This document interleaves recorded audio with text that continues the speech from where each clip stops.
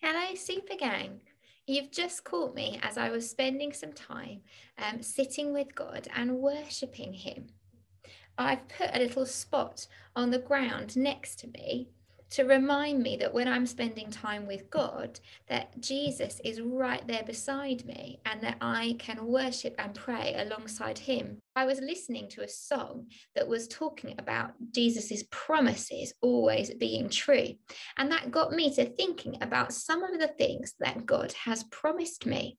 And the verse that I was reminded of was the fact that it tells us in Hebrews that Jesus said that he would never leave us. But we have recently been learning about Easter, and we know that in the Easter story, Jesus goes away back to heaven to be with God. And so I was thinking about how can we know that Jesus will never leave us? Now, the story of this is in the Bible. And so I thought I would have a look back and find out what actually happened when Jesus left his friends to go back to be with God. God's masterpiece. God is with us.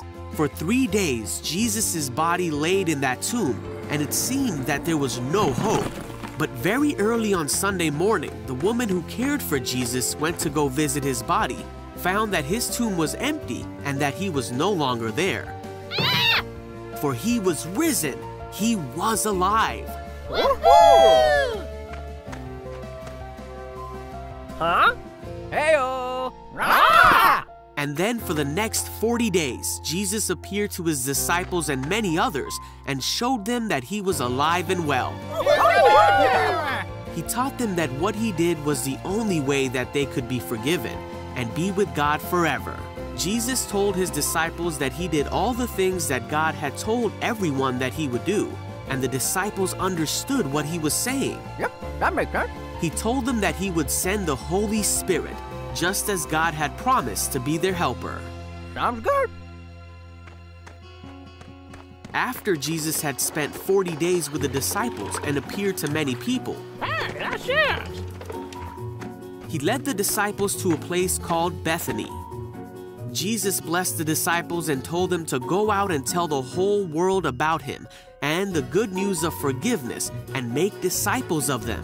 Then he said, "Be sure of this, I am with you always, even to the end of the age." Then Jesus was taken into heaven to sit at the right hand of God.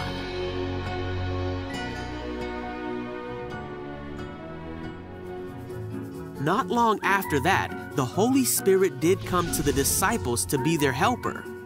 The disciples knew that God would truly be with them always.